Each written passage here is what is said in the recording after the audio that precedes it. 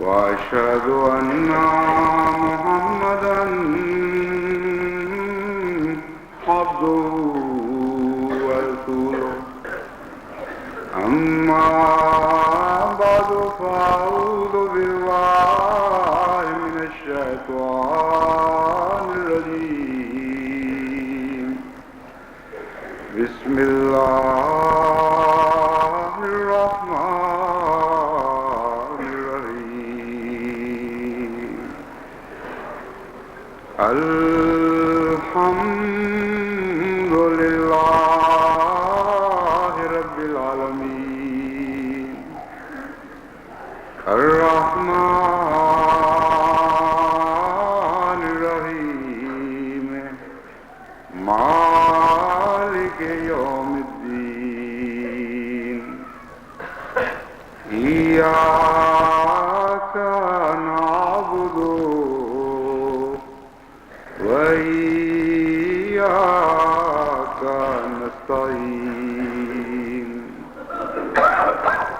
اهدنا الصراط المستقيم صراط الذين أنعمت عليهم غير المغضوب عليهم ولا الضالين.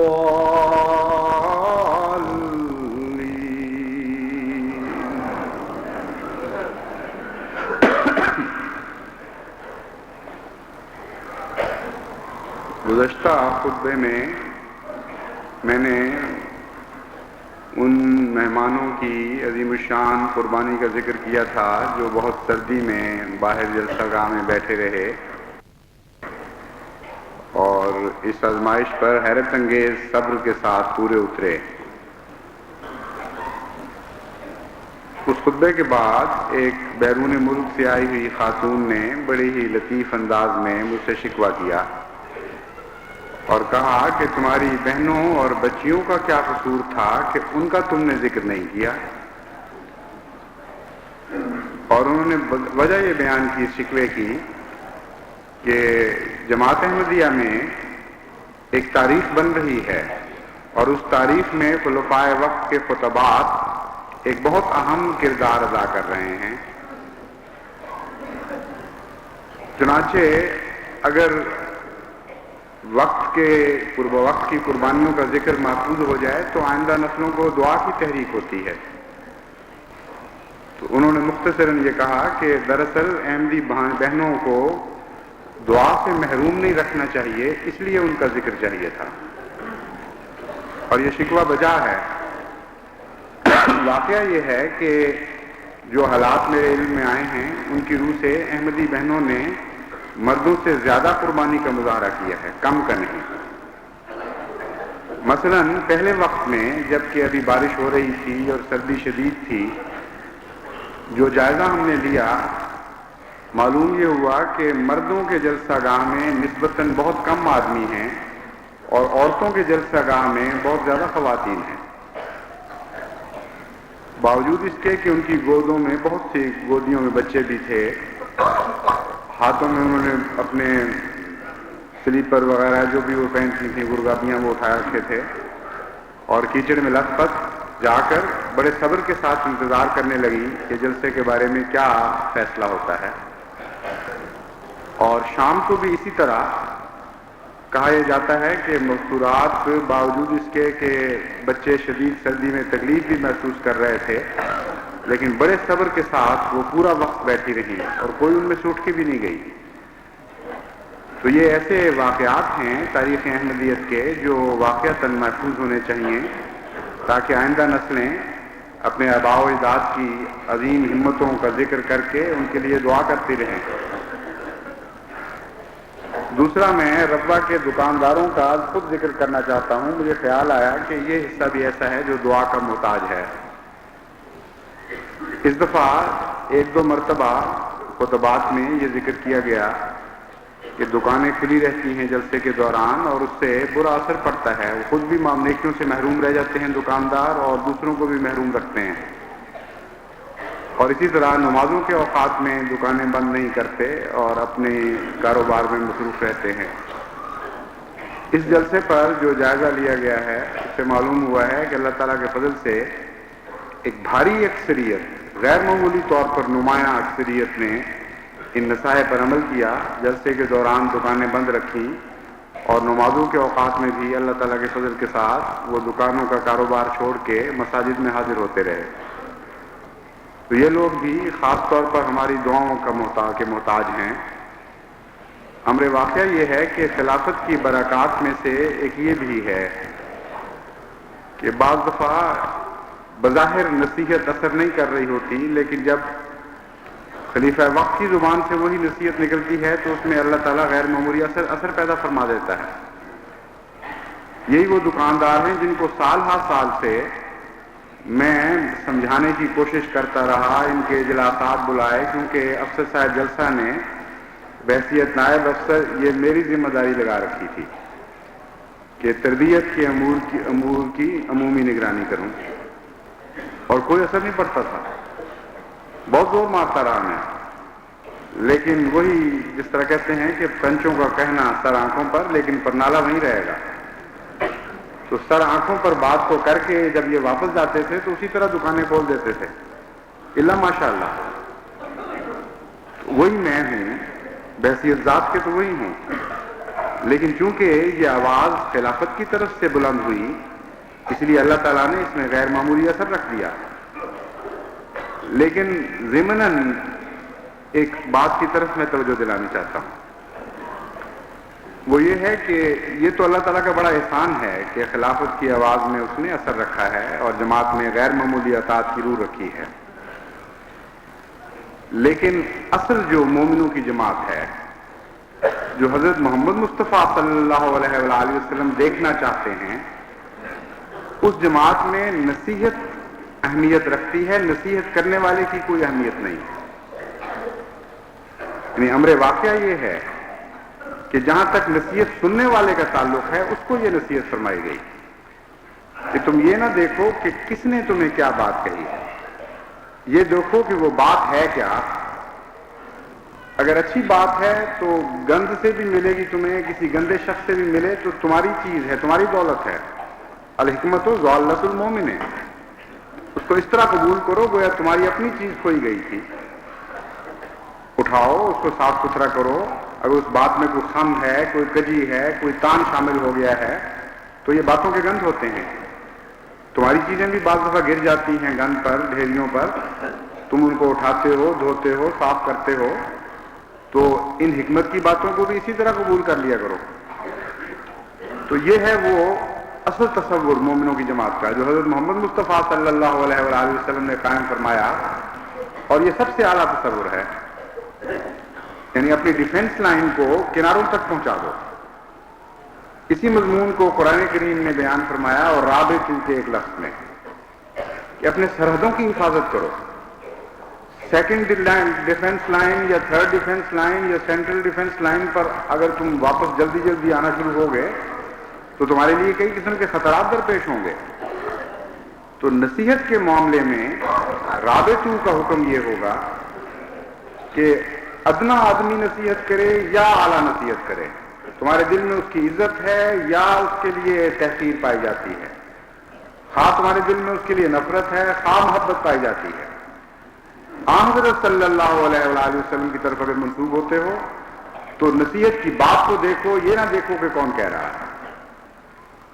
جب یہ جذبہ پیدا ہو جاتا ہے تو پھر نصیحت میں جو نوافل ہیں ان پر عمل کرنے کی بھی توفیق ملتی ہے. کچھ نصیحت میں فرائض ہیں جن کا عدل کے ساتھ تعلق ہے، کچھ نصیحت میں نوافل ہیں. تو جن لوگوں کو نصیحت کے عدل کے قیام کی توفیق ملتی ہے، اللہ تعالیٰ ان کو نوافل کی اس رنگ میں توفیق عطا فرماتا ہے کہ جب ایسے لوگوں کی طرف سے بات ملے جن کے لیے دل میں زیادہ محبت اور زیادہ احترام پایا جاتا ہے، تو وہ یہ نہیں دیکھا کرتے کہ یہ بات کہنے کا حق بھی ہے کہ نہیں، یہ ہم پر فرض بھی ہے کہ نہیں. منہ سے بات نکلتی ہے اور اسے پورا کر دیتے ہیں. مثلا حضرت صلی اللہ علیہ وآلہ وسلم ایک دفعہ خطبہ ارشاد فرما رہے تھے تو باہر سے کچھ آنے والے، ابھی جس طرح بعض دیر میں آتے ہیں ابھی بھی آ رہے ہیں، لوگ ابھی پہنچ رہے تھے. کچھ لوگ مسجد نبوی میں پیچھے کھڑے تھے. حضور صلی اللہ علیہ وآلہ وسلم نے ارشاد فرمایا کہ بیٹھ جائیں. باہر سے ایک شخص کے کان میں آتے ہوئے یہ آواز کان میں پڑی تو وہ بیٹھ گیا اور پرندوں کی طرح خدک خدک کے مسجد کی طرف چلنے لگا. ایک اور گزرنے والے نے یہ حیرت انگیز نظارہ دیکھا, اس کو ہنسی بھی آئی ہوگی. اس نے کہا تمہیں کیا ہو گیا ہے, کیا حرکتیں کر رہے ہو؟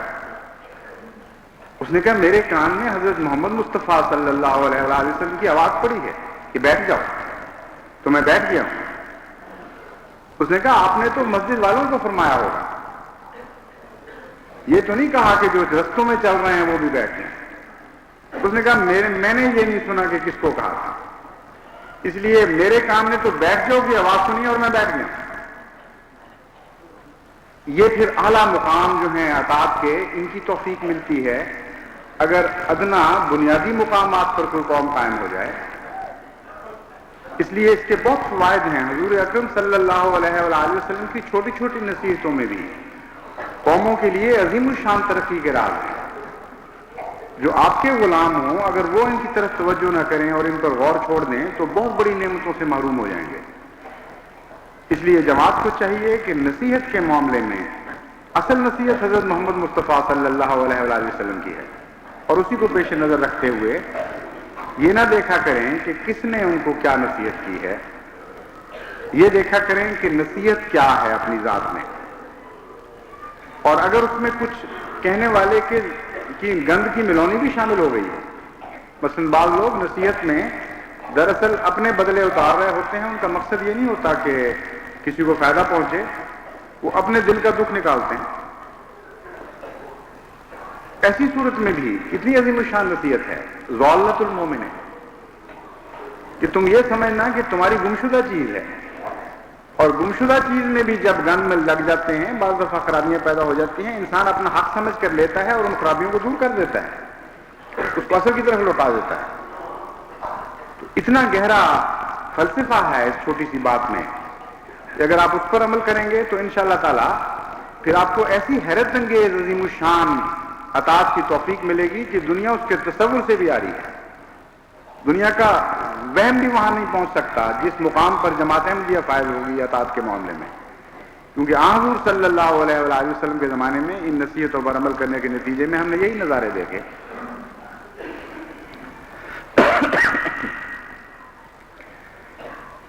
ایک تیسری بات میں یہ کہنی چاہتا ہوں کہ حضرت صلی اللہ علیہ وآلہ وسلم نے جو عفو اور رحم اور شفقت کا سلوک فرمایا اور اس کے پاک نمونے قائم کیے, ان کا ذکر تو بہت ہی طویل ہے. یعنی ایک مجلس تو کیا سینکڑوں مجالس میں بھی اس ذکر کا حق ادا نہیں ہو سکتا, کیونکہ حضور اکرم صلی اللہ علیہ وآلہ وسلم کی سیرت کا یہ ایک عظیم شان پہلو ہے کہ وہ دور سے بھی حسین نظر آتی ہے اور قریب سے بھی حسین نظر آتی ہے, اور قریب جا کر حسن کے نئے نئے پہلو سامنے آنے لگتے ہیں. جس طرح باغ کو آپ بھی ایک نظر سے دیکھتے ہیں, آپ کو بڑا حسین نظر آتا ہے, لیکن تتلیاں پھولوں کا جب رس چوستی ہیں تو ان کو پھول کا ایک اور حسن نظر آنا شروع ہو جاتا ہے. قریب سے دیکھیں تو تفاصیل نظر آتی ہیں حسن کی. تو کامل حسن جو ظاہر بھی ہو اور باطن بھی ہو, اس کی یہ ایک خصوصی علامت ہے کہ وہ دور سے بھی اچھا دکھائی دیتا ہے اور قریب سے بھی, اور جتنا قریب آئیں اس کا حسن زیادہ جاذب نظر ہوتا چلا جاتا ہے. تو حضرت صلی اللہ علیہ وآلہ وسلم کی سیرت کو اس پہلو سے مطالعہ کرنے کی ضرورت ہے. چھوٹے چھوٹے واقعات ہیں, ان پر آپ غور کریں تو ان کے اندر ہی بڑے عظیم الشان پہلو سیرت کے دکھائی دیتے ہیں. لیکن جو سب سے اہم بات ہے وہ یہ کہ سیرت کے مضمون کو جب ہم سنتے ہیں تو اس طرح نہیں سنتے, یا اس طرح نہیں سننا چاہیے جس طرح ایک کھلاڑی کی کھیل کا باہر بیٹھے مظاہرہ کر رہے ہوں. بہت اچھی کھیل ہو رہی ہے کرکٹ کی, آپ باہر بیٹھے دیکھ رہے ہیں اور بڑا لطف اٹھا رہے ہیں, اور کھیل کے بعد گھر کو رخصت ہوئے آپ کو بلہ بھی پکڑنا نہیں آتا, کوئی آپ کو یہ نہیں کہہ سکتا کہ تم اتنی تعریفیں کر رہے تھے اب بلہ تو پکڑ کے دکھاؤ. وہ کہے گا تم پاگل ہو گئے ہو، بلے کا مجھ سے کیا تعلق، میں تو نظارہ کر رہا تھا، مجھے حق ہے لطف اٹھانے کا، ہاں مجھے کھیل سے کوئی واقفیت نہیں. لیکن سیرت کے مضمون میں یہ نہیں کہہ سکتا انسان. سیرت کا مضمون اس سیرت کا مضمون جو اسوہ بن گئی ہو، اس میں یہ جواب قابل قبول ہی نہیں ہے، عقل کے خلاف جواب. جب اسوے کو سامنے رکھ کر آپ اس کے حسن کا مطالعہ کرتے ہیں یا اس کے حسن کا ذکر کرتے ہیں تو لازماً اس کو اختیار کرنے کی پابندی آپ پر عائد ہو جاتی. حسب توفیق جتنا بھی اختیار کر سکیں، لیکن لازماً اپنی اپنی حیثیت اور توفیق کے مطابق اس طرف قدم آگے بڑھانے پڑیں گے. اگر سیرت کے حسن کا لطف اٹھانے کے بعد آپ گھروں کو لوٹ آئیں اور اس طرف ایک بھی قدم آگے نہ بڑھا ہو تو یہ منافقت ہے، یہ جھوٹ ہے سراسر. ایسے لوگوں کو نہ رسول اکرم صلی اللہ علیہ وآلہ وسلم پر درود بھیجنے کا حق رہ جاتا ہے، نہ ان کے درود کے کوئی معنی بنتے ہیں. کیونکہ جن کا عمل اپنے قول کو جھٹلا رہا ہو، جن کا فعل اپنے نظریات کی تردید کر رہا ہو، ان کے اعمال کی کوئی بھی حقیقت نہیں رہتی اور ان کے قول کی کوئی حقیقت نہیں رہتی. چنانچہ قول کا حسن بھی حسن عمل کے ساتھ وابستہ کر دیا گیا، جیسا کہ قرآن کریم فرماتا ہے وَمَنْ أَحْسَنُ قَوْلًا مِّمَّنْ دَعَا إِلَى اللَّهِ وَعَمِلَ صَالِحًا. بڑا حسین قول ہے کہ اللہ کی طرف آؤ. خدا کی طرف بلانے سے بہتر کون سا بلاوا ہو سکتا ہے؟ لیکن شرط یہ ہے کہ عمل تائید کر رہا ہو اس قول کی. جس کی طرف بلاتے ہو تم بھی تو نظر آؤ کہ اس کی طرف سے آئے ہو. یہ تو نہیں کہ بلاتے ہو حسن کی طرف اور نظر یہ آ رہا ہو کہ انتہائی گندگی سے نکل کر انسان آیا ہے.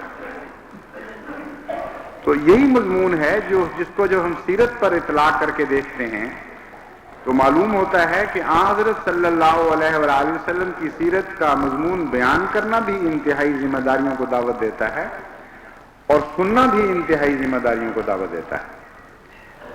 اس مضمون میں حتی المقدور یہ دعا کرتے رہنا چاہیے اور یہ کوشش کرتے رہنا چاہیے کہ جو کچھ سنیں ویسا بننے کے لیے کچھ نہ کچھ کوشش ضرور ہو. اگر معمولی پاک تبدیلی بھی پیدا ہو جائے تو اللہ تعالیٰ اس کوشش کو قبول فرماتا ہے اور آگے بڑھا دیتا ہے. اس لیے جب آپ سنتے ہیں کہ آن حضور صلی اللہ علیہ وآلہ وسلم صدیق تھے تو کچھ سچ کے معیار میں اضافہ کرنا ضروری ہو جاتا ہے.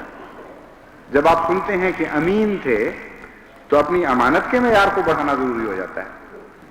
جب آپ سنتے ہیں کہ محسن تھے اور بخشش کرنے والے تھے تو اپنی بخشش کے معیار کو بڑھانا ضروری ہو جاتا ہے. لیکن بخشش کیسے کرتے تھے، کیوں کرتے تھے، کہاں فرماتے تھے بخشش، کہاں نہیں فرماتے تھے، اس مضمون کا مطالعہ آپ کریں تو صرف نیک عمل کی توفیق ہی نہیں ملتی بلکہ اتنا گہرا فلسفہ آن حضرت صلی اللہ علیہ وآلہ وسلم کے کردار کے پس منظر میں دکھائی دیتا ہے کہ ایک چھوٹے سے عمل میں بھی عظیم الشان تعلیمات کا سمندر نظر آتا ہے. اس پہلو سے جب آپ غور کرتے ہیں اور دیگر حسن والوں سے حضور اکرم صلی اللہ علیہ وآلہ وسلم کا موازنہ کرتے ہیں تو ان کی کوئی بھی حیثیت آن حضور کے مقابلے پر نظر نہیں آتی. اب حسن یوسف مشہور ہے اور حسن یوسف کا جو اصل حسن ہے جس کا سیرت سے تعلق ہے اس کا واقعہ قرآن کریم میں محفوظ کیا ہے چند الفاظ میں لا تثریب علیکم اليوم. آج کے دن تم پر کوئی پکڑ نہیں ہے. کتنا عظیم الشان معافی کا اعلان ہے اور بہت ہی خوبصورت قصہ دکھائی دیتا ہے. حضرت صلی اللہ علیہ وآلہ وسلم کی طبیعت میں جو عجز اور انکسار تھا اس میں ایک یہ بات بھی حیرت انگیز طور پر نظر کے سامنے آتی ہے کہ جب فتح مکہ کے بعد آپ نے معاف فرمایا قوم کو تو حضرت یوسف کی طرف توجہ پھیر دی اور وہ الفاظ استعمال کیے جو حضرت یوسف علیہ السلام استعمال کر چکے تھے اور فرمایا جس طرح میرے بھائی یوسف نے کہا تھا میں بھی وہی کہتا ہوں. حالانکہ اگر آپ تجزیہ کر کے دیکھیں، دیانتداری سے مقابلہ کریں تو اس حسن یوسف کو حسن محمد مصطفیٰ سے کوئی نسبت ہی نہیں رہتی. حضرت یوسف نے کیا معاف کیا اور کس طرح معاف کیا، اس پر ذرا غور کر کے دیکھیں۔ حضرت یوسف کے بھائیوں کا تو یہ سلوک تھا کہ آپس کے مشورے کے بعد انہوں نے فیصلہ کیا کہ کنواں ہو، بچنے کے امکان ہو، وہاں سے قافلے گزرتے ہوں اور کسی قافلے والے کی نظر پڑ جائے اور وہ ہمارے بھائی کو بچا کے لے جائے۔ یہ ظلم تھا، اور ہرگز نہ کسی نے چپیڑ ماری، نہ کوئی دکھ دیا، نہ گالیاں دی، بڑے پیار کے ساتھ وہاں کھیلتے کھلاتے کنویں میں چھوڑ کر آپ بھاگ گئے۔ اور اس ظلم کے واقعہ کے بعد کتنے ہی سال گزر گئے ہیں جب وہ دوبارہ اپنے بھائی کے سامنے آتے ہیں اور ایسی حالت میں آتے ہیں کہ ان کی حالت بڑی قابل رحم ہے، فاقوں کے ساتھ ان کے پیٹ ان کی کمروں سے لگے ہوئے ہیں۔ کتنے مشقت کا سفر انہوں نے اختیار کیا بھوک سے تنگ آ کر، اور بڑی قابل رحم حالت تھی۔ اتنی مدتوں کے بعد اگر ایسا بھائی کو مل جائے تو انسانی فطرت میں خود رحم کا جذبہ پیدا ہو جاتا ہے۔ اور پھر بعد کے حالات سے پتہ چلتا ہے، ایک دفعہ آئے، پھر دوسری دفعہ آئے، اور قانون ملک کا اتنا سخت تھا کہ اپنے بھائی کو قانون ملک کے خلاف روک بھی نہیں سکتے تھے۔ انہوں نے بدلہ کیا لینا تھا؟ بدلہ تو لیتا ہے مطلق العنان حاکم، جس کے قبضہ قدرت میں کوئی چیزیں ہیں۔ قرآن کریم کا احسان ہے کہ حضرت یوسف کے حسن کو اس رنگ میں پیش فرمایا، ورنہ اگر آپ تجزیہ کر کے دیکھیں تو بدلے کی تو طاقت کوئی نہیں تھی۔ معافی سے مراد یہ ہے کہ میں نے دل سے تمہارا دکھ دور کر دیا، اس سے زیادہ اس معافی کی کوئی معنی نہیں۔ لیکن جہاں تک انتقام چھوڑنے کا تعلق ہے، اس کا لا تصریف سے وہاں کوئی تعلق نہیں بنتا، کیونکہ اس ملک کے قانون میں حضرت یوسف کو یہ دخل نہیں تھا کہ قانون تبدیل کر کے اپنے بدلے چکانے کے لیے کسی پر کوئی زیادتی کر سکیں۔ یہ قرآن کریم کی گواہی ہے۔ اس کے مقابل پر حضرت محمد مصطفیٰ صلی اللہ علیہ وآلہ وسلم کا واقعہ لا تثریب علیکم اليوم دیکھیں تو کوئی نسبت ہی آپس میں نظر نہیں آتی۔ یہ بھی حضور اکرم کا احسان تھا کہ حضرت یوسف کا ذکر فرما دیا، اور ان الفاظ میں ذکر فرمایا، اور عزت کی انتہا ہے کہ توجہ اس طرف پھیر دی اپنی طرف سے ہٹا کے۔ حالانکہ واقعہ لا تثریب علیکم اليوم جو مکے میں رونما ہوا، اس کی تو حیرت انگیز شانیں ہیں الگ الگ، اور ہر پہلو سے جب اس کا آپ جائزہ لیتے ہیں تب آپ کو معلوم ہوتا ہے کہ وہ واقعہ تھا کیا۔ سب سے پہلے یہ دیکھیں کہ عرب قوم کا اپنا طریق کیا تھا، کس قدر ان میں معافی کے جذبے پائے جاتے تھے، کس قدر وہ عفو کرنے والے لوگ تھے، اور کس حد تک وہ کینوں میں مبتلا قوم تھی۔ اس قومی پس منظر کو بھلا کر ہم کس طرح اس واقعہ کا جائزہ لے سکتے ہیں۔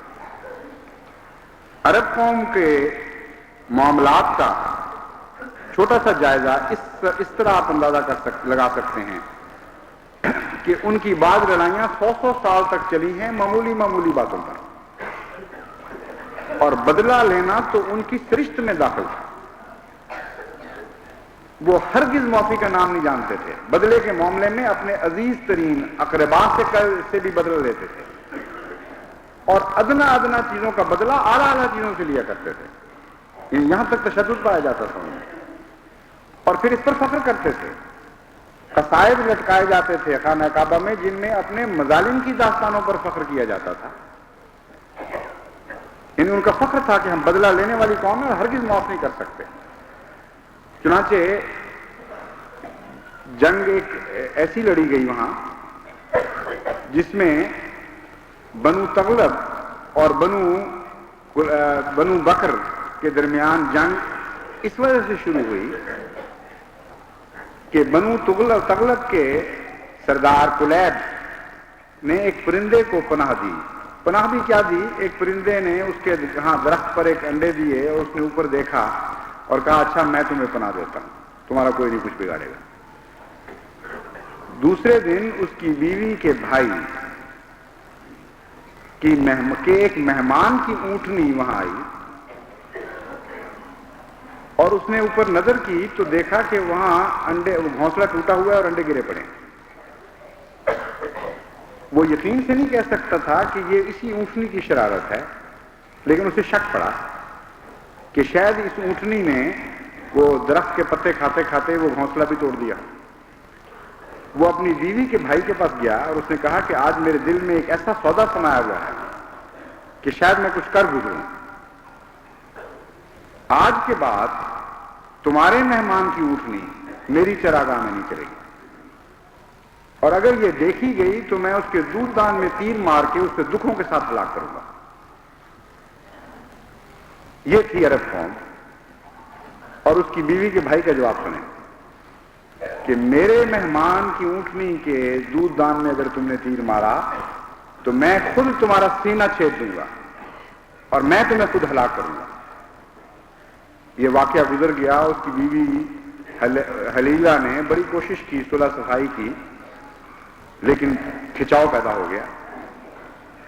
آخر ایک دن وہ اونٹنی، اس کے مہمان کی اونٹنی، جب وہ پانی اپنی اونٹنیوں کو پلا رہا تھا کلیب، تو اس کے گلے میں جا کر اس نے ساتھ پانی پینا شروع کر دیا. اس نے تیر مارا اور واقعتاً دودھ دان پہ تیر اس طرح مارا کہ وہ بلبلاتی ہوئی واپس دوڑی اور اپنی مالکہ کے گھر میں، جو جساس اس کے سالے کی خالہ تھی، اس کے گھر جا کے تو وہ نڈھال ہو کر گر گئی اور دم توڑ دیا. اس نے واویلا کیا کہ اے بنو بکر، تمہارے مہمان کو ذلیل کر دیا گیا، اٹھو اور بدلہ لو. اور جساس نے جا کر اپنے بہنوئی کو قتل کر دیا. چنانچہ وہ جو جنگ چھڑی ہے تغلب اور بنی بکر کے درمیان 40 سال تک جاری رہی، اور اتنا خون ہوا ہے اس میں، اتنے بیوائیں پیدا ہوئیں، اتنے یتیم پیدا ہوئے اس کی جنگ کے نتیجے میں، کہ وسیع پیمانے پر انسانیت نے دکھ اٹھائے ہیں. لیکن عرب اس بات پر قائم رہا کہ ہم معاف نہیں کر سکتے، ہم بدلہ لیتے ہیں. یہ تھے حضرت محمد مصطفیٰ صلی اللہ علیہ وآلہ وسلم کے ہم وطن لوگ، جن میں سے حضور کا نور پھوٹا ہے. اور معاف کن کو کیا ہے یہ دیکھیں پھر آپ، کیسے کیسے ظلم کی داستانیں بکھری پڑی تھی مکہ کے ساتھ وابستہ ہو کر. ان غلام، آپ کے غلاموں کو وہاں گھسیٹنے والے، مسلمان عورتوں کو شرمگاہوں میں نیزے مار کے ہلاک کر دینے والے، بچوں کو ذبح کر دینے والے، گھروں سے نکالنے والے، 3 سال تک فاقوں کے دکھ دینے والے. ایک دکھ تھا کوئی؟ بے انتہا دکھ تھے.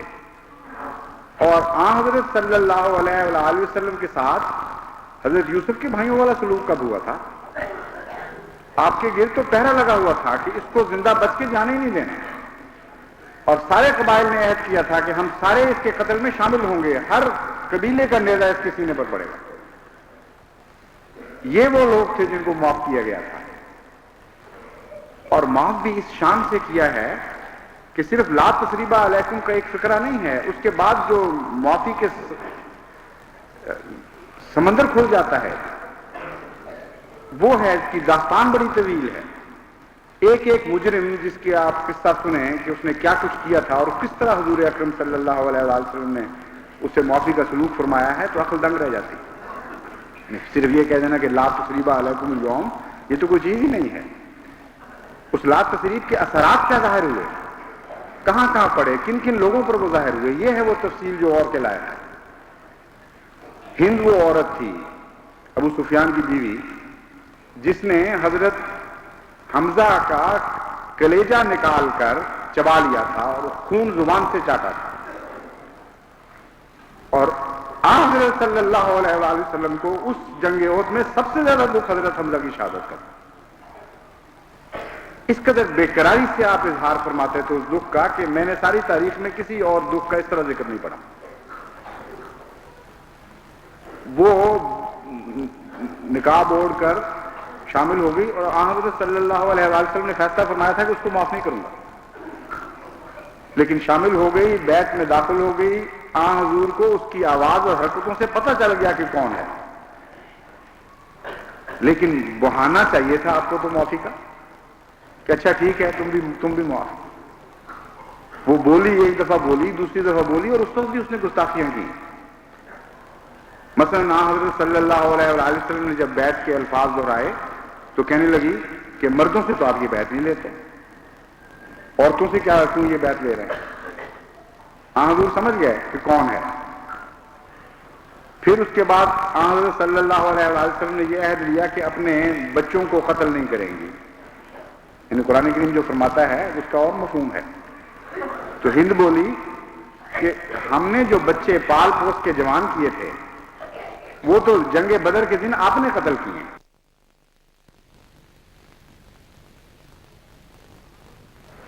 حضرت صلی اللہ علیہ وسلم کے زخموں پر نمک پاشی ہو رہی تھی اس وقت.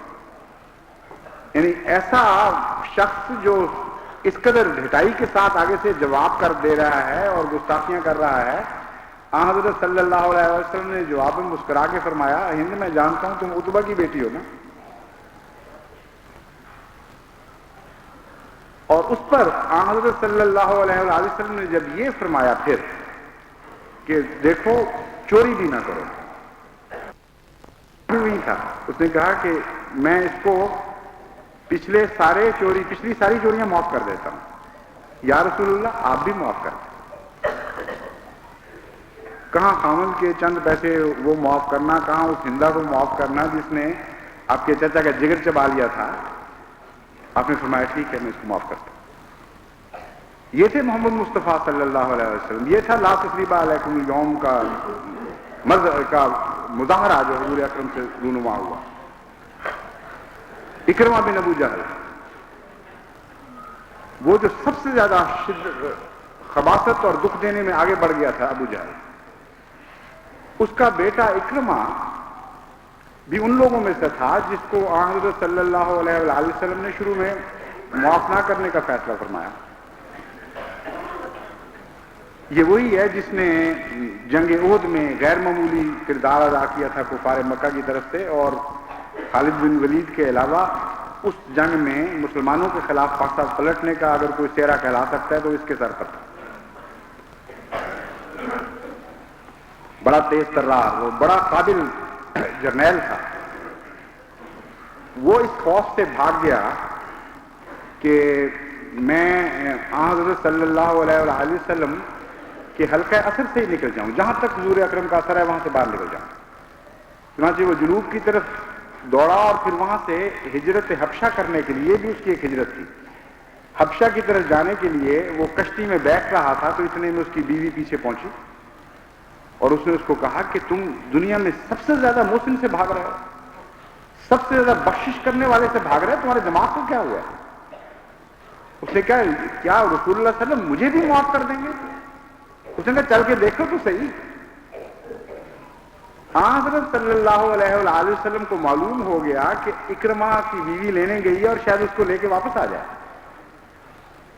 انتقام دیکھیں کس طرح لے رہے ہیں. لا تثریب علیکم کا کیا مفہوم اس وقت ظاہر ہوتا ہے. صحابہ کو نصیحت فرمائی کہ دیکھو اکرمہ بن ابو جہل نہ کہنا اس کو دکھ پہنچے گا. مردوں کے دکھ تم زندوں میں کیوں منتقل کرتے ہو؟ ابو جہل مر گیا, وہ خدا کے حضور حاضر ہو گیا, جو اس کے ساتھ سلوک ہونا ہے وہ اس کے ساتھ ہوگا. اس کی وجہ سے تم زندوں کو کیوں دکھ دیتے؟ اس لیے اکرمہ کو ہرگز اکرمہ بن ابو جہل نہیں کہنا. یہ تھی اس کی تیاری آنے کی. جب آیا تو حضرت صلی اللہ علیہ وسلم کو خبر ملی, اسی وقت اٹھ کھڑے ہوئے اور چادر بھی نہیں لی, چل پڑے اور فرمانے لگے مرحبا بالراکب المہاجری, مرحبا بالراکب المہاجری, کہ اس اونٹنی کے سوار مہاجر کو مرحبا مرحبا. وہ واپس آ گیا. یہ تھا سلوک حضرت محمد مصطفیٰ صلی اللہ علیہ وسلم تھا. یہ تھا لا تثریب علیکم کا منظر. اور پھر اسی پر بس نہیں کی, اپنی چادر اس کو عطا کر دی. پھر اس نے کہا کہ یا رسول اللہ مجھے معاف کر دے, میں نے بہت ظلم کی ہے, بہت دکھ دیے ہیں آپ. آپ نے فرمایا معافی کیسی؟ میں تو تمہیں معافی سے کچھ زیادہ دینا چاہتا ہوں. معاف بھی کر دیا اور میں تمہیں کہتا ہوں کہ مانگو جو مانگتے ہو, اگر میری طاقت میں ہوا تو میں خدا کی قسم تمہیں عطا کرتا ہوں. اکرمہ نے کہا یا رسول اللہ اگر یہی عطا کرنا ہے تو پھر میں یہ مانگتا ہوں کہ میرے لیے بخشش کی دعا کریں, اللہ تعالیٰ میرے سارے گناہ معاف کرے. اب اسی وقت دعا کی کہ اے اللہ اکرمہ کے سارے گناہ معاف فرما دے، اس میں اس سے بخشش کی دعا کرتا التجا کرتا ہوں تیرے حضور۔ یہ تھے حضرت محمد مصطفیٰ صلی اللہ علیہ وآلہ وسلم۔ تو جب ان لا تثریبہ کے واقعات پر آپ غور کریں گے تو ایک نہیں سینکڑوں ایسے واقعات آپ کے سامنے آئیں گے کہ جس کے اثرات پھیلتے چلے جاتے ہیں، اور عجیب شان کے ساتھ وہ اثرات پھر نئے اثرات میں تبدیل ہو جاتے ہیں۔ یعنی احسان جو ہے وہ ایک جگہ جا کر رک نہیں جاتا، وہ نئے احسانات کے چشمے اس سے پھوٹنے لگ جاتے ہیں۔ یہ خیال کر لینا کہ آن حضور صلی اللہ علیہ وآلہ وسلم نے جب معاف کر دیا تھا تو بڑا آسان تھا معاف کرنا، اس سے بڑی بیوقوفی کوئی نہیں ہوتی۔ ابھی تو وہ خون جو بہایا گیا مسلمان مظلوموں کا، ابھی تو وہ تازہ تھا، ابھی تو اس کا رنگ بھی تبدیل نہیں ہوا۔ حضور اکرم صلی اللہ علیہ وآلہ وسلم جب معاف فرما رہے تھے ہند کو، تو کیا آپ سمجھتے ہیں کہ آپ بھول گئے تھے کہ حضرت حمزہ کے ساتھ کیا ہوئی تھی؟ جب معاف فرما رہے تھے بلال پر ظلم کرنے والوں کو، تو آپ کو یاد نہیں رہا تھا کہ بلال کو کس طرح گلیوں میں گھسیٹا جایا کرتا تھا؟ ایک ایک چیز آپ کے ذہن میں تھی، ایک ایک دکھ تازہ تھا۔ کتنا غیر معمولی صبر آپ نے کیا ہوگا، کتنا غیر معمولی دکھ برداشت کر کے آپ نے معاف کیا ہوگا، یہ بھی ایک چیز کا منظر ہے۔ اور پھر اللہ تعالیٰ نے آپ کے دکھ کو، جن کو معاف کیا تھا، ان کے دکھوں میں تبدیل کر دیا۔ معاف تو وہ ہو گئے، لیکن ہمیشہ ایک عظیم پشیمانی کی حالت میں انہوں نے زندگی بسر کی۔ ان کے دلوں کے دکھ تازہ رہے، یعنی معاف ہونے کے باوجود حضور اکرم صلی اللہ علیہ وآلہ وسلم کو معاف کرتے وقت جو دکھ محسوس ہوا ہوگا، وہ ساری عمر ان کے سینوں میں دکھ بن کے کھٹکتا رہا۔ معافی کے نتیجے میں بعض دفعہ بے حیائی پیدا ہوتی ہے اور بعض دفعہ پشیمانی پیدا ہوتی ہے۔ قرآن کریم فرماتا ہے وَمَنْ عَفَا وَأَصْلَحَ فَأَجْرُهُ عَلَى اللَّهِ، کہ معاف کرو بہت اچھی چیز ہے، لیکن یہ فیصلہ کر لینا کہ معافی کے نتیجے میں پشیمانی پیدا ہوگی اور اصلاح ہوگی یا بے حیائی پیدا ہوگی۔ اگر بے حیائی پیدا ہوگی تو تمہیں معافی کی اجازت نہیں۔ چنانچہ حضرت صلی اللہ علیہ وآلہ وسلم نے جہاں یہ دیکھا کہ اس سے اصلاح نہیں ہوگی، وہاں معاف نہیں فرمایا، یہ بھی ایک پہلو ہے۔ اور جہاں دیکھا کہ معافی سے اصلاح ہوگی، وہاں معاف فرمایا، اور ایسی حیرت انگیز اصلاح کے نمونے ہم دیکھتے ہیں کہ دنیا کی تاریخ میں اس کی کوئی مثال نظر نہیں آتی۔ انقلاب آ گیا ان لوگوں کے دلوں میں۔ وہ واقعہ جو آپ نے سننا ہے تو بارہا، حضرت عمر کے وقت میں ایک موقع ایسا آیا کہ حضرت عمر مکے حج کے لیے تشریف لے گئے۔ وہاں بڑے بڑے رؤوس صاحب سے ملنے کے لیے آئے، ایک بڑا جمگھٹ تھا، اور بہت سے پرانے غلام بھی ملنے کے لیے حاضر ہوئے۔ حضرت عمر نے نام لے لے کر غلاموں کو آگے بلانا شروع کیا، اور رؤوسائے مکہ کو دیکھ رہے تھے اور ان کو آگے نہیں بلاتے تھے۔ چنانچہ انہوں نے محسوس کیا، بڑی سخت ذلت محسوس کی۔ وہی قوم تھی نا، جساس والی قوم، جو ایک چھوٹی سی ادنا سی بات کے اوپر، ایک پرندے کے انڈوں کے اوپر اتنا قتل و غارت کر سکتی تھی۔ بہرحال آپ وہ دیکھتے رہے، آپ ایک کے بعد دوسرے غلام کو آگے بلاتے رہے، اور بڑے بڑے سردار پیچھے بیٹھے رہ گئے۔ اس وقت ابو سفیان کے متعلق ایک روایت میں آتا، وہ بھی ان لوگوں میں تھا۔ اس نے کہا کہ آج سے زیادہ ذلت کا دن بھی کبھی ہمیں دیکھنا نصیب ہوا ہے۔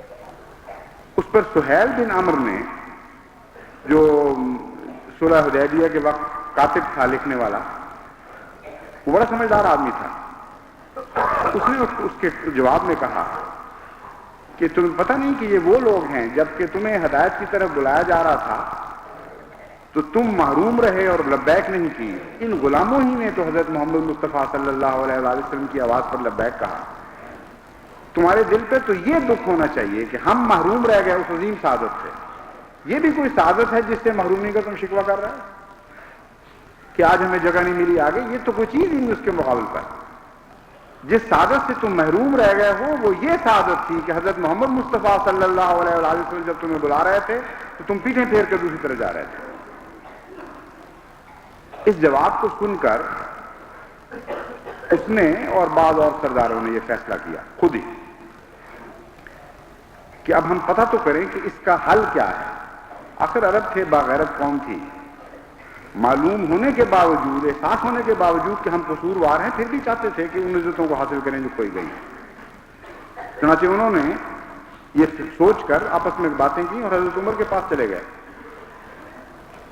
اور کہا کہ یہ دو آدمی کو متعلق پتہ چلتا ہے، حارث بن ہشام جو ابو جہل کا سگا بھائی تھا، اور حضرت سہیل بن عمر، یہ دونوں گئے اور جا کر یہ کہا کہ یا امیر المومنین، ہمیں معلوم ہے کہ ہم سے یہ سلوک کیوں ہوا، ہم اس کا شکوہ لے کے نہیں آئے، ہم صرف یہ پوچھنا چاہتے ہیں کہ کوئی ضالع کی صورت ہے۔ حضرت عمر کے متعلق آتا ہے کہ آواز گلوگیر ہو گئی، منہ سے کوئی لفظ نہیں نکل سکتا تھا دکھ کی وجہ سے، اور یرموک میں لڑائی ہو رہی تھی، اس طرف اشارہ کیا کہ ایک ہی صورت ہے، یعنی محمد مصطفیٰ صلی اللہ علیہ وآلہ وسلم نے تو تمہیں تمہارے خون بخش دیے ہیں، لیکن میں جانتا ہوں کہ تم کبھی اپنا خون خود نہیں بخش سکو گے، تمہیں جب تک خون نہیں بہا دو گے اپنا، اس وقت تک تمہیں چین نصیب نہیں ہوگا، تم اپنی کوئی عزتوں کو حاصل نہیں کر سکو گے۔ تو بخشش کا ایک یہ بھی نمونہ تھا، یہ بھی اثر تھا، یعنی ایک اور حسن میں تبدیل ہو گئی بخشش۔ قربانی کے ایسے عظیم الشان مظاہر پھر دیکھنے میں آئے اس بخشش کے نتیجے میں کہ وہ دنیا کی تاریخ میں چاند سورج کی طرح روشن دکھائی دیتے ہیں۔ سہیل اور حارث، ان دونوں نے وہ اشارہ سمجھ لیا، اور سوائے سہیل کی ایک بیٹی کے جو پیچھے چھوڑ دی گئی، اپنا سارا خاندان اس نے لیا، اور عمر نے بھی، حارث نے بھی اپنا سارا خاندان لیا اور شمال کی طرف اس جہاز میں شرکت کرنے کے لیے چلے گئے۔ مورخین کہتے ہیں کہ وہ بیٹی بچی صرف جو یہاں رہ گئی تھی، اور ایک حارث کا بیٹا بچ گیا، اور باقی سارا خاندان یا وہاں شہید ہو گیا یا وہاں اس سفر کی حالت میں مر گیا، ایک بھی واپس نہیں آیا۔ یہ نیکی جو وہاں نظر آتی ہے، یہ حیرت انگیز حسن و احسان کا نمونہ جو وہاں دکھائی دیتا ہے، یہ کہاں سے پیدا ہوا تھا؟ حضرت محمد مصطفیٰ صلی اللہ علیہ وآلہ وسلم کی بخشش کا ایک چھوٹا سا پھل تھا، یعنی ہر نیکی حضور اکرم سے پھوٹ رہی تھی، ہر حسن کا منبع اور چشمہ حضرت محمد مصطفیٰ صلی اللہ علیہ وآلہ وسلم ہی تھے۔ تو لا تثریب علیکم اليوم کہہ دینا صرف کافی نہیں ہے، یہ سر دھن دینا کہ بڑا مزہ آیا، حضور اکرم نے فرما دیا لا تثریب علیکم، کن دکھوں سے گزر کر یہ لا تثریبہ فرمایا گیا تھا۔ آج کل تو جو جھگڑے میرے سامنے آتے ہیں، چھوٹی چھوٹی باتیں بھی لوگ بعض معاف نہیں کر سکتے، ادنا ادنا لڑائیوں کے نتیجے میں ہم کس طرح ہماری غیرت برداشت نہیں کر سکتی، اس نے فلاں ہمارے باپ کو یہ کہا تھا، فلاں چچا کو یہ کہا تھا، ہم میں غیرت نہیں ہے کہ ہم کس طرح اس کے ساتھ منہ لگائیں، اس کو منہ لگائیں۔ اور دوسری طرف حضرت محمد مصطفیٰ صلی اللہ علیہ وآلہ وسلم کی تعریف میں روتے بھی ہیں، دل ان کا واقعتاً کرتا بھی ہے، غم محسوس کرتا ہے آپ کے دکھوں سے، لیکن یہ محسوس نہیں کرتے کہ اس کو ہم نے اپنی ذات میں بھی تو جاری کرنا ہے۔ لیکن عجیب احسان ہے حضور اکرم صلی اللہ علیہ وآلہ وسلم کا، یا اللہ تعالیٰ کا آپ کی ذات پر ایسی کامل تعلیم عطا فرمائی کہ جو معاف نہیں کر سکتے ان کے لیے بھی تانا نہیں رکھا کوئی۔ یہ بھی آپ کو پیش نظر رکھنا چاہیے، یہ نہیں کہ آپ خطبہ سن کے واپس جائیں گھروں میں اور لوگ ان لوگوں کو تانا دینا شروع کر دیں جو جائز طور پر مظلوم ہے، نہیں کر سکتے۔ قرآن کریم فرماتا ہے کہ اس کی بھی تمہیں اجازت نہیں۔ یہ بھی اس حسن کے خلاف ہے جو حضرت محمد مصطفیٰ صلی اللہ علیہ وسلم کے معاشرے میں اللہ تعالیٰ پیدا فرمانا چاہتا ہے۔ فرمایا جو مظلوم ہے اگر وہ معاف نہیں کر سکتا تو اتنا بدلہ لینے کی اجازت ہے اس کو، اور اس پر کوئی حرف نہیں ہے، کوئی پکڑ نہیں ہے۔ تمہیں اجازت نہیں ہے کہ اس کو تانے دو اور کہو کہ تم نے معاف کیوں نہیں کیا، کہ رسول اللہ صلی اللہ علیہ وسلم معاف فرمایا کرتے تھے، تم بھی ضرور معاف کرو۔ وہ کہہ سکتا ہے کہ میں نسبتاً ادنا مقام پر فائز ہوں، میں عدل سے آگے بڑھنے کی طاقت نہیں پاتا۔ یہ کم از کم سوسائٹی ہے اسلام کی۔ لیکن ومن عفا واصلح فاجرہ علی اللہ، جو آگے بڑھ سکتا ہے اس کا اجر اللہ پر ہے۔ تو سوسائٹی کو حسین بنانے کے لیے ہر کوشش کی گئی قرآن کریم میں اور سنت میں، اور ہر دکھ اور ہر امکانی دکھ سے محفوظ رکھا گیا سوسائٹی کو۔ زبانوں کو روکا گیا، زبانوں کو ادب سکھایا گیا، ہر ایک کو اپنا مقام بتایا گیا، کہاں تک رہنا ہے تم نے، کہاں آگے بڑھنا ہے، کہاں رک جانا ہے۔ یہ سارے جو حسن و احسان کے کرشمے ہیں، یہ حضرت محمد مصطفیٰ صلی اللہ علیہ وآلہ وسلم کے ذریعے سے پھوٹے تھے۔ آپ سے بہا ہے یہ کلزم حسن و احسان کا، جس نے ساری دنیا کو بھرنا ہے، لیکن ابھی تک نہیں بھر سکے، اس لیے کہ وہ قربانی کرنے والے لوگ نہیں ہیں جو اپنی ذات میں اس حسن کو جاری کریں۔ جماعت احمدیہ پر ذمہ داری عائد ہوتی، ہر ممکن کوشش کریں، ہر فرد یہ کوشش کرے کہ حضور صلی اللہ علیہ وآلہ وسلم کے قائم فرمودہ عدل پر بھی قائم ہو، آپ کے احسان پر بھی قائم ہو، اور پھر دعا کرے کہ خدا تعالیٰ اس عالی مقام پر فائز فرما دے جس کو ایتائے ذی القربیٰ کہا جاتا ہے۔ اس کے عجیب و غریب حیرت انگیز مناظر ہیں حضور صلی اللہ علیہ وسلم کی زندگی میں، لیکن اب تو اس کا بیان کا وقت نہیں۔ اللہ تعالیٰ ہمیں توفیق عطا فرمائے کہ حضور اکرم کی سیرت کو اپنی سیرت بنائیں، اور حضرت صلی اللہ علیہ وآلہ وسلم کے خلق کو اپنی ذات میں زندہ کر کے دنیا کے سامنے پیش کریں۔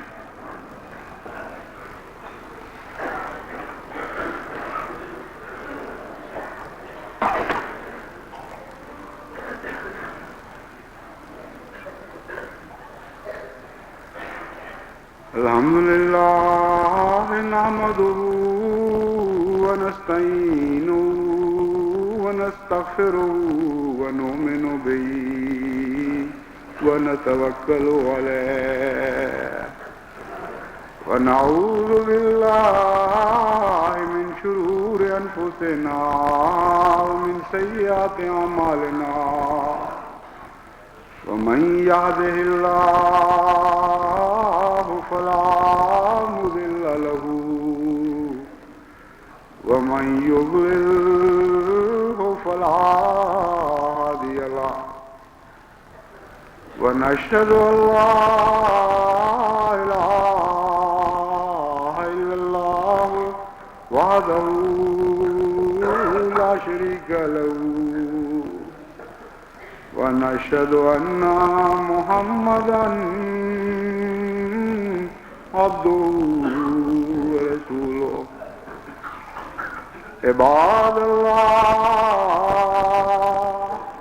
رحمكم الله إن الله يأمر بالعدل والإحسان وإيتاء ذي القربى وينهى عن الفحشاء والمنكر والبغي يعظكم لعلكم تذكرون اذكروا الله يذكركم وادعوه يستجب لكم ولذكر الله